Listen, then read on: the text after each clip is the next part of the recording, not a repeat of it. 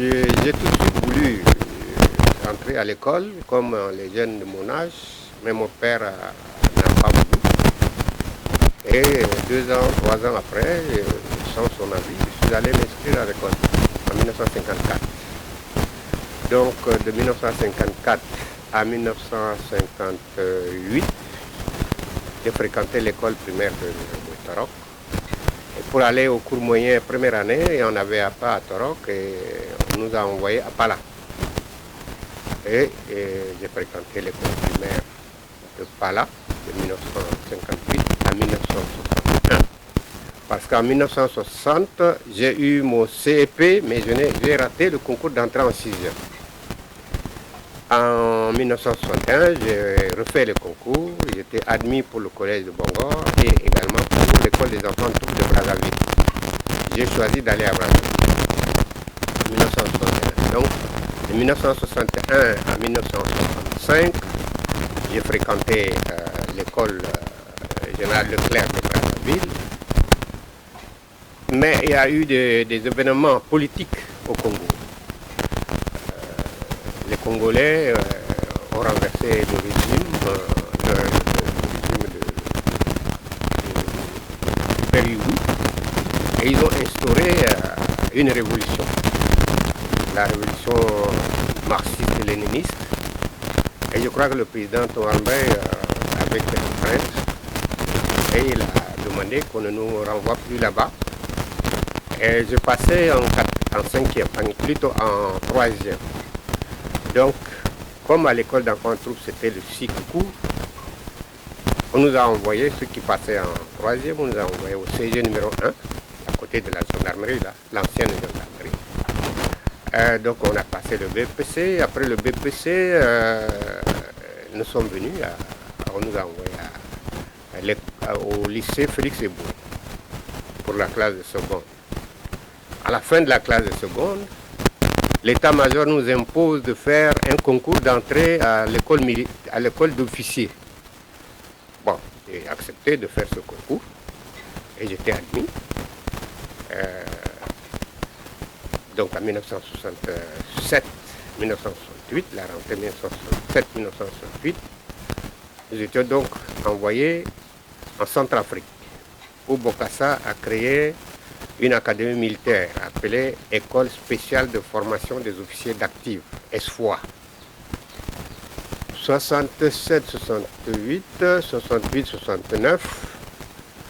Et Bokassa, Tombambe et Mobutu ont créé une organisation sous-régionale qu'ils ont appelée l'Union des États de l'Afrique centrale. Je crois que cela n'a pas tellement plu aux Français et qui ont dû faire pression sur Bokassa pour qu'il quitte l'Union. Bokassa a donc quitté l'Union et cela a provoqué une tension entre Bokassa et Tombambe. Et à la rentrée académique 69-70, Bokassa a fait signifier à Tombambe qu'il n'accueille plus les élèves officiers tchadiens dans son école. Le président Tombambe s'est adressé au feu Boigny s'il peut lui trouver de la place dans un centre d'instruction. Disons, il a l'école des forces armées de Côte d'Ivoire, EFA. Il y avait un peloton d'élèves officiers. Donc, au feu Boigny nous a accordé au Tchad 6 places. Il nous a envoyés là-bas, donc 69-70. On a fini notre formation et sous-lieutenant. Et revenu au Tchad, après un mois de vacances, à mon retour de vacances, on m'a signifié que je suis affecté à Bardaï. J'ai compris que c'était par mesure disciplinaire parce qu'à l'école d'officier en Côte d'Ivoire, il y a eu un petit approchage avec le commandant de l'école. Donc je suis allé à Bardaï en octobre 70 À Bardaï, j'ai trouvé un Français, un capitaine qui commandait la compagnie. Et avec lui également, ça n'a pas tellement marché parce qu'il n'appréciait pas ma façon de voir. Et je lui faisais comprendre qu'en réalité, il devrait jouer plutôt le rôle de conseiller technique. C'est moi qui devais être comme un compagnie ici. Il n'a pas apprécié ça et il a demandé à l'état-major de m'enlever. On m'a enlevé avec toute ma section. J'étais envoyé à Bokoro pour créer une nouvelle compagnie qu'on a appelée la 6e compagnie. Donc je suis resté à Bokoro de 71 à 72. Octobre 72, je suis passé lieutenant de galon et le commandant de groupement numéro 1 qui avait l'état-major à Mongo a sollicité de l'état-major que je sois affecté à Mongo, au bureau des opérations et de renseignement, qui était tenu par un Français, par deux Français. Il y avait un chargé des opérations et un autre chargé des renseignements. Et moi, j'ai pris les deux fonctions, parce que les deux Français sont partis. Donc, de 72 à 74, j'ai dirigé à la fois le bureau des opérations et le bureau des renseignements. Et en 73, en juin 73, Tomalmey arrête Maloum. Et nous étions en opération. Au bureau des opérations, PC comme on dit, avec Kamogué. Nous n'avons pas fait confiance l'un à l'autre. J'ai voulu lui en parler, je n'ai pas osé. Lui aussi voulait m'en parler. Qu'est-ce qu'il faut faire? Il n'a pas osé. Bon, nous avons démonté l'opération. Et au mois d'août, il est allé en mission à Mtiman.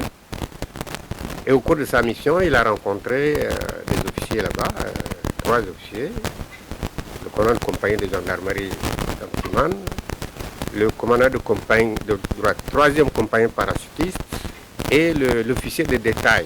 L'officier de détail, c'est celui qui s'occupe des finances dans l'armée.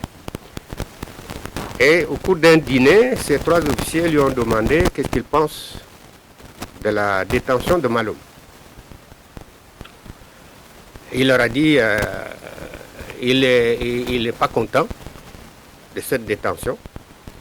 Et ces officiers lui ont demandé mais qu'est-ce qu'il faut faire? Il dit oui, mais il faut faire quelque chose pour libérer Maloum. Et les 3 officiers lui ont dit bon, mais comme tu vas t'arrêter à Mongo, tu en discutes avec Ouattara. C'est ainsi qu'il est venu. C'était vers le mois de septembre, fin août, début de septembre. Et il a demandé un entretien avec moi. Et on est entretenu. Et on a décidé qu'il faut libérer Maloum. Alors qu'est-ce qu'il faut faire? Il faut faire la liste des officiers susceptibles d'accepter l'aventure.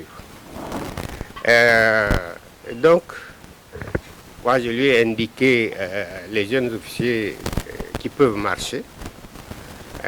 Comme il a la facilité de se déplacer dans le pays, dans les garnisons où sont stationnées les unités militaires, il a donc contacté ces militaires-là et on a arrêté qu'on doit libérer Maloum.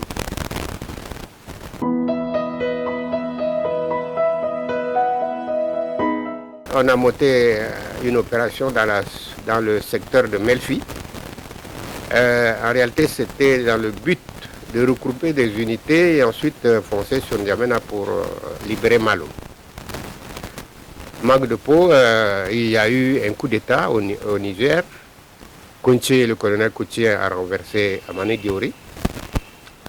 Et également, il y a eu un coup de main monté par les fans sur la garnison de Bardaï. Là où on a enlevé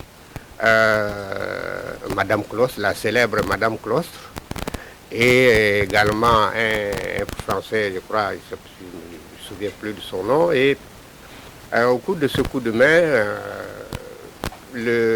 un docteur allemand, le docteur Steven, a perdu sa femme. Donc cela a mis Toumbalbé en colère et il s'est mis à dire, bon, c'est pas parce qu'il y a eu le coup d'État au Niger que les militaires tchadiens peuvent faire quelque chose.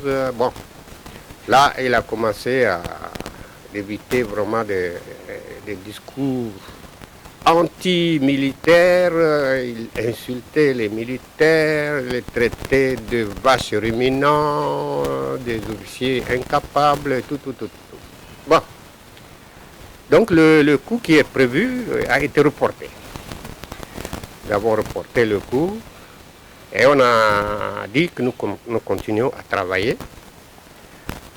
Moi, comme j'étais à Mongo, officier chargé des renseignements, on m'a demandé de concentrer mes informations sur la zone de Melfikonda Sud. Et entre-temps, le commandant de compagnie, de la 3e compagnie parachutiste, qui était un des officiers qui avait posé le problème, a été kidnappé pour être envoyé à l'initiation. Bon, la 3e compagnie parachutiste étant une pièce importante dans le dispositif, les camarades ont dit on ne peut pas laisser le commandement de cette compagnie à quelqu'un d'autre. C'est ainsi qu'on a sollicité que l'état-major m'envoie. Entre-temps, la compagnie s'est déplacée à Sarre et qu'on m'envoie à Sarre. Mais je n'étais pas breveté parachutiste. Alors le chef d'état-major appelle le responsable des unités aéroportées et lui dit de mettre la plaque et que je ferai le saut après. Le responsable des unités aéroportées a dit ah non mon général, et si au moment de brevet il refuse de sortir de l'avion, qu'est-ce qu'on va faire? Il a dit mais vous le voyez là, sa gueule là, c'est quelqu'un qui peut faire des choses comme ça. Il dit bon, il faut d'abord qu'il obtienne son brevet.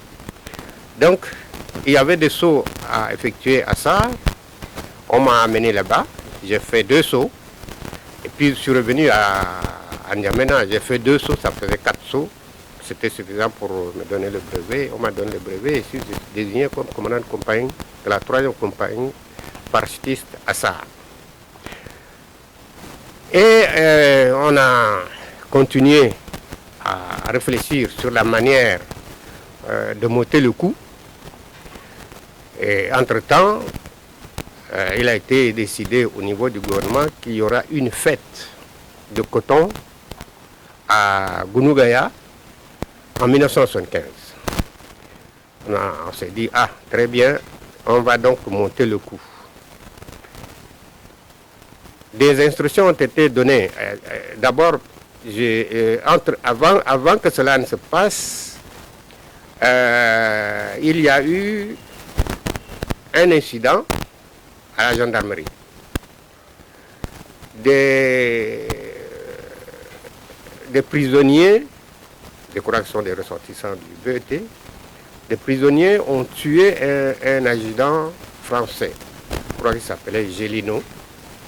Et Toumbalbé, hystérique, s'est rendu à la gendarmerie et il a arrêté Diogo, Djimé, Kotiga.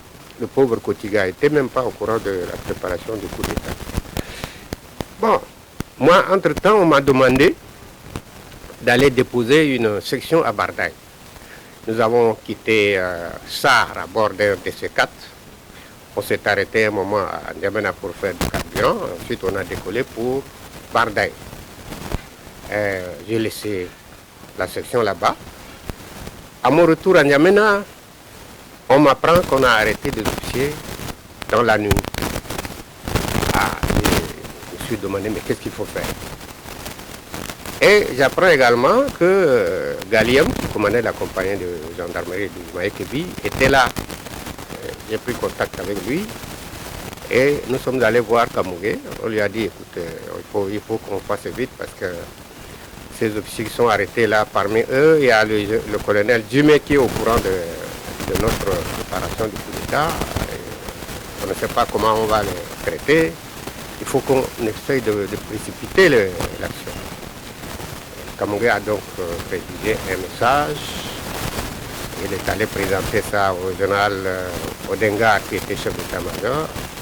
Le général Odengar a signé, il ne s'est pas interrogé. Or, le message consistait à dire aux unités qui sont stationnées à Mongo, à Amtiman et à Bokoro de se préparer pour faire mouvement sur N'Djamena. Et moi, je devais donc quitter Sar avec ma compagnie pour Gounougaya. Mais Tomalmay s'était retrouvé à Ngaoundéré en compagnie du président Aïdjo et du président Ouldada. C'était le 12 avril. Or, la fête de coton était prévue pour le 12 avril. Et donc, l'opération devrait se dérouler le 12 avril. Bon, Tomalmay revient avec Ouldada de Ngaoundéré. Ouldada, l'avion se pose. Et on s'est interrogé, est-ce que Ouldada va passer la nuit ou il va partir? Parce que si Ouldada passait la nuit, ce serait quand même gênant de faire un coup d'État avec la présence d'un chef d'État étranger. Donc à 18h, on apprend que Ouldada est parti. On a dit, oh tiens, c'est une bonne chose. Et c'est ainsi que des ordres ont été donnés aux unités qui se trouvaient déjà à Massaguet de faire mouvement sur N'Djamena. Et moi, je suis resté à ma base à Sar, parce que je ne peux pas faire un mouvement comme ça sans susciter des curiosités de la population. Et c'est ainsi que le coup d'État a eu lieu à N'Djamena le 13 avril. Malheureusement, Tomalmay a trouvé la mort au cours des combats. Mais on n'avait pas prévu de tuer Tomalmay. Nous étions comme des officiers formés, non pas des bandits. On avait prévu que si je venais à Gounougaya, je prenais Tomalmay, je l'amenais à Fianga et on faisait venir un broussard à Fianga le prendre, l'amener à N'Djamena et de N'Djamena on le prenait pour l'amener à bord d'un de ces quatre à Onyanga où il devait passer ses vacances. Malheureusement, le hasard a fait que les choses se sont déroulées autrement. Donc quand le coup d'État s'est exécuté, les officiers ont décidé de mettre en place un organe de direction pour éviter un vide au pays. Ils ont mis en place le Conseil supérieur militaire. Et j'ai appris par la radio que je faisais partie de ce conseil. Et on m'a demandé de revenir à N'Djamena. Je suis venu à N'Djamena. Et après, il y a eu la formation du gouvernement. On m'a désigné comme ministre de l'Agriculture, de l'élevage et des eaux forêts. Disons, secteur agricole global. J'ai dirigé le ministère pendant un an. Ensuite, il y a eu une grève au lycée d'Abéché. Une grève au lycée d'Abéché. Les enfants sont restés pendant presque 3 mois sans aller à l'école. Et quelqu'un est venu me dire qu'à Abéché, les élèves disent que parmi les membres du CSM, ils peuvent recevoir le petit banana là pour dialoguer avec lui. Alors la personne m'a dit, s'il te plaît, il faut que tu ailles à Béché pour dénouer la situation. Donc je me suis rendu à Béché, j'ai rencontré les élèves, on a discuté, et je leur ai dit de reprendre les cours, parce que ça ne les arrange pas de sécher le cours comme ça. Ils ont accepté de reprendre le cours. Et je suis revenu à N'Djamena, Et au cours du mois qui a suivi, elle a dit donc, toi tu sais parler le langage des jeunes, là on va t'envoyer ministre de l'Éducation nationale. C'est ainsi que j'étais nommé ministre de l'Éducation nationale. Bon, ça a duré entre 76 et 78. Et en juillet 77, il y a eu un sommet de l'OUA à Libreville.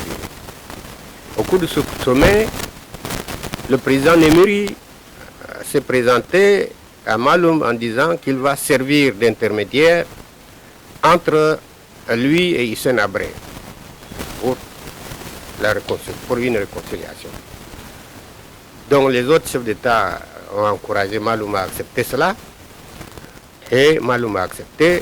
Et en septembre 1978, un accord a été signé entre le CCFAN et le gouvernement à Khartoum. On a appelé l'accord de Khartoum. Ensuite,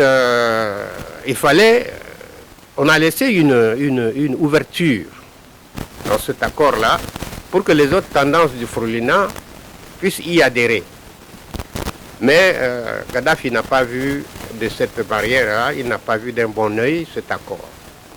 C'est comme ça qu'il a lancé, il a ordonné aux gens de Boukouni d'attaquer Faya.